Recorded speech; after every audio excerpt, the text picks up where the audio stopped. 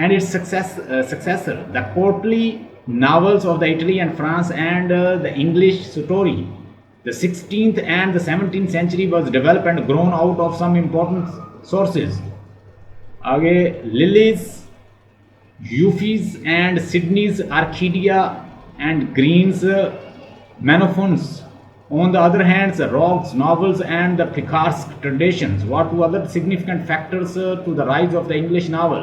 Certain other factors were helpful in the rise of the English novel, from them translation from the classics such as the Golden Age of the Petronius, Boccaccio, as well as the authorized versions of the Bible. इस तरह की देखिए Bible मौजूद थी, short pieces मौजूद थे, romances मौजूद थे, फ्रेंच रोमांसेस मौजूद थे, टेल्स मौजूद थी, स्टोरीज मौजूद थी। इवन कि हमने देखा कि टेल्स जो हैं उसने भी अपने वर्क में डाली हैं, क्या नाम था उसका, जेफरी चौसर। तो इस तरह किसी ना किसी फॉर्म में मौजूद था प्रोज, उसको एक्सटेंड जो है मज़ीद क्लैरिफाई और उसको रिफाइंड जो है 18th सेंचुरी में किया गया है। और उसमें प्रोमिनेंट राइटर के मैं नाम बताने लगा हूँ, रिचर्डसन, ठीक है, इन्होंने बहुत कंट्रीब्यूट किया। दूसरा हेनरी फील्डिंग, तीसरा डैनियल डेफो। यानी ये लोग जो हैं इन्होंने कंट्रीब्यूट किया नावल को वेल फॉर्म बनाने में, एक दूसरे को स्टाइल, जैसे उसने पामीला लिखा रिचर्डसन ने, तो उसने उसके जवाब में शमीला लिख दिया। उसके जवाब बड़ा गुस्सा आया, ये क्या दिखा रहा है। फिर उसके बाद वो उसके मुकाबले में एक लिख देता है। अब फिर ये इससे वो सेटिस्फाई नहीं हुआ तो उसने फिर जोसेफ एंड्रयू मेल की चेस्टी दिखाई। आपने शायद ये नहीं सुना, अगर जोसेफ एंड्रयू नहीं सुना तो उसकी समरी मैं आपको सेंड करूंगा, या सुन लीजिएगा मेरा नाम लेके, मेरा नाम लिख के वहाँ पे यूट्यूब पे सर्च कर लें। 18th century Samuel Richardson social domestic life दिखाता है जी आपको, कि सोशल डोमेस्टिक लाइफ दिखाता है और रियलिटी दिखाता है। Joseph Andrew was written in the reactions of the Pamela, he has shown the same situation in the form of the male. इसमें क्या मैंने बताया कि एक मिस्टर बी है, मिस्टर बी की एक सेक्रेटरी है, उसका नाम है पामीला, बड़ी खूबसूरत है। अब ये क्या करता है, उसको सड्यूस करता है सेक्सुअली, बहुत सारे सेक्सुअल असल्ट किए हैं इसने उसके ऊपर, और सेक्सुअली इसको अट्रैक्ट करने की कोशिश की, लेकिन वो इसकी बातों में नहीं आई। ये अपने पेरेंट्स को ख़त लिखती है, यानी ख़त की शक्ल में लेटर नावल लिखे जाते थे, उसमें ख़त बहुत ज़्यादा यूज़ होता है, लेटर यूज़ होता है। अब मिस्टर बी उसे बहुत सड्यूस करता है, लेकिन वो फेलियर रहता है, तो वो अल्टीमेटली उसे शादी कर लेता है। तो आपको मैसेज क्या दे रहा है रिचर्डसन कि अगर आप चेस्टफुल रहोगी तो रिश्ते अच्छे आएंगे। लेकिन दूसरी साइड पे हम देखते हैं वो कहता है, लो ये तो फिर हिपोक्रेसी हुई कि आपने उस वक्त अपनी ऑफर की इज्जत की जब आपको उसने अपनी दौलत का लालच दिया, शादी का लालच, इससे पहले तुम नहीं उसके फॉरवर्ड हो रही। इसका मतलब यह है कि तुम जो हो उसे अट्रैक्ट कर रही थी इस तरह, यानी वो इस मोरालिटी को फॉल्स फेक मोरालिटी कहता है। और दूसरी साइड पे हमने देखा कि जोसेफ एंड्रयू के अंदर एक मेल जो है उसकी चेस्टी दिखाई गई, और पमीला को उसकी सिस्टर दिखाया गया। लेडी बूबी जो है उसे सड्यूस कर रही हैं, बेटी जो है उसे सेक्सुअली अट्रैक्ट कर रही है, और हमने देखा मिस स्लिप स्लोप भी उसे अपनी तरफ अट्रैक्ट कर रही है, लेकिन वो बच रहा है। उसमें मेल की चेस्टी दिखाई। डॉन किहोटी जो है ये भी एक स्पेनिश जो है नावल था, ये बड़ा मशहूर स्पेनिश नावल, इसके बारे में भी कहा जाता है कि ये एक स्पेनिश नावल भी था उस वक्त, डॉन किहोटी। तो कहते हैं इससे स्टार्ट हुआ, इसके बाद नावल आया, यानी डिफरेंट थीरीज पाई जाती हैं। डैनियल डेफो, सैमुअल रिचर्डसन, हम बात कर रहे हैं राइज ऑफ नावल की। आज ये भी हम असाइनमेंट डिस्कस करेंगे, कल मैं कुछ रिमेनिंग पार्ट और भी बनाऊंगा इसका। डैनियल डेफो जो है, सैमुअल रिचर्डसन है, लॉरेंस स्टर्न है और हेनरी फील्डिंग है। ये चार नेम जो हैं बड़े प्रोमिनेंट है, ये आप याद कर लें। अच्छा, हर किसी ने एक अपना अपना एक लिटरेरी जॉनरा जो है उसमें स्पेसिफिक फील्ड में वर्क किया है। जैसे डैनियल डेफो ने रियलिस्ट नावल लिखा है, और सैमुअल जॉनसन ने बोर्जस होती है मिडिल क्लास, जो आम क्लास है, सेंटिमेंटल नावल दिया है, उसमें सेंटिमेंट आम लोगों के दिखाए हैं, कॉमन लोग। लॉरेंस स्टर्न ने एक्सपेरिमेंटल नावल लिखा है, और हेनरी फील्डिंग ने कॉमिक नावल लिखा है। ठीक है, realism has increase the reader. उस वक्त रियलिज्म को लोग बड़ी लाइक करते थे, तो हेनरी फील्डिंग ने रियल लाइफ दिखाई है, जैसे लोग फील करते हैं, सेक्सुअली अट्रैक्ट होते हैं एक दूसरे से, वो सारा कुछ ये इसने बताया है। कॉमिक नावल जो हैं ये भी बड़े प्रोमिनेंट थे उस वक्त, तो इन्होंने अपने अपने डिफरेंट फील्ड में वर्क किया है, सारे नावलिस्ट थे। काइंड्स ऑफ नावल इसमें आता है रियलिस्ट नावल। रॉबिन्सन क्रूसो जो है वो क्या है, वो डैनियल डेफो ने जो लिखा है रॉबिन्सन क्रूसो 1719 में, वो रियलिस्ट नावल है, ठीक है। उसके बाद एपिस्टलरी नावल। एपिस्टलरी नावल का मतलब लिखें, a novel in which letters for communication letter is used.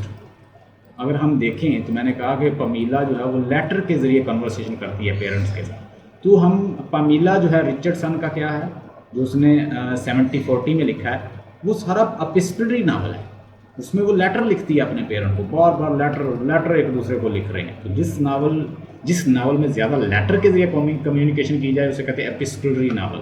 7040 का ये नावल है रिचर्डसन का।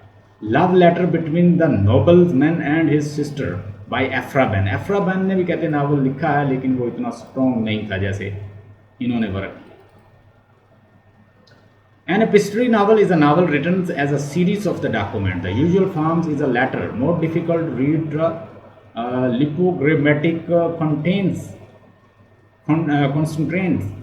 Constraints are brought in, and this requires the reader to attempt to interpret what is being written. अब क्या करता है, रीडर को दे दिया जाता है लेटर की शक्ल में, जब चीज़ें दिखाई जाती हैं कन्वर्सेशन, तो वो होता है एपिस्टलरी नावल। रियलिस्ट नावल क्या था, रॉबिन्सन क्रूसो 1719 वाला जो है वो रियलिस्ट नावल है। एपिस्टलरी नावल पमीला वाला रिचर्डसन का 1740 का।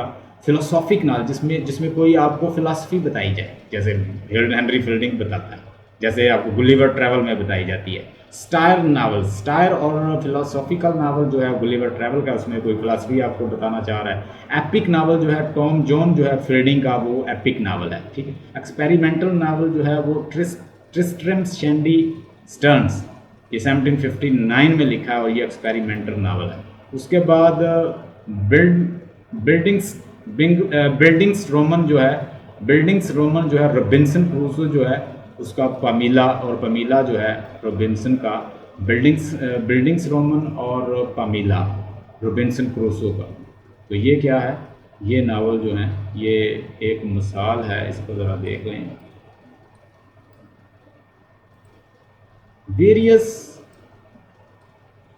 various phases and thoughts of the characters and psychological change in the character। यानी अगर किसी नावल के अंदर ये बिल्डिंग्स रोमन जो है, इसका मतलब ये होता है अगर किसी नावल के अंदर आपको वेरियस फेसेस के जरिए एक करैक्टर की चेंजेस दिखाई जाए कि एक करैक्टर जो है वो पहले क्या फ्लैट है, फिर वो क्या बन गया, मतलब राउंड करैक्टर बन गया, फिर वो कोई लर्न कर गया, उसके अंदर चेंजिंग्स दिखाई जा रही हैं, साइकोलॉजिकल उसके माइंड की डेवलपमेंट हो रही है, उसको कहते हैं बिल्डिंग्स रोमन।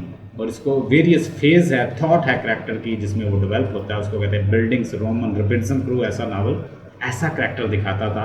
अगर आप देखें, गौर से देखें पमीला नावल को, तो मिस्टर बी जो है पहले बड़ा सेक्सुअल होता है, इतने हरबे करता है, आप उसे अगर पढ़ें, पहले वो उसको कोई ऑफ़र करता है, फिर कोई ऑफ़र का, फिर फेस बदल देता है, फिर उसके कमरे में चला जाता है, फिर उसके बेड में चला जाता है, वो हर तरह से अपने आप को बचाती है, लेकिन अल्टीमेटली जो चेंजेस आती हैं उसके अंदर, वो उसे हम कहते हैं buildings Roman.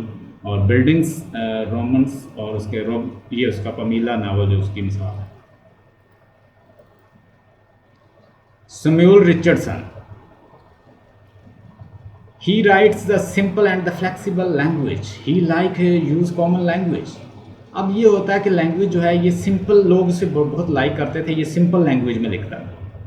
he writes in simple language and people like him, और लोग इसको लाइक करते हैं कि ये सिंपल लैंग्वेज में लिखता है। Clarissa the history of the young lady 1748, some people criticize that कि इसने बहुत लंबा लिखा है, इसको ये छोटा कर सकता था। कुछ लोग जो हैं इसे क्या कहते हैं कि ये जो इसने वर्क लिखा है इसको छोटा कर सकता था, ये तो इसने बहुत लंबा लिख दिया है। वो इसको बहुत डिसलाइक भी करते हैं, कुछ लोग इसके लाइक करते हैं। क्लेरिसा इसका वर्क बहुत अच्छा है रिचर्डसन का, तो बहरहाल इसने बहुत अच्छा लिखा है, कुछ कहते हैं बड़ा इम्पोर्टेंट है। तो different people have different view. History of Charles Grandison जो है कॉमनली कॉल्ड सब Charles Grandison is a epistolary novel by English writer Samuel Richardson, first publish 1743। और सर चार्ल्स ग्रैंडिसन जो है ये सीरियस वाइज ये पब्लिश हुआ था, लोग इसका वेट करते थे, ब्यूटीफुल था, अच्छा वर्क था रिचर्डसन का, और people use to like this novel.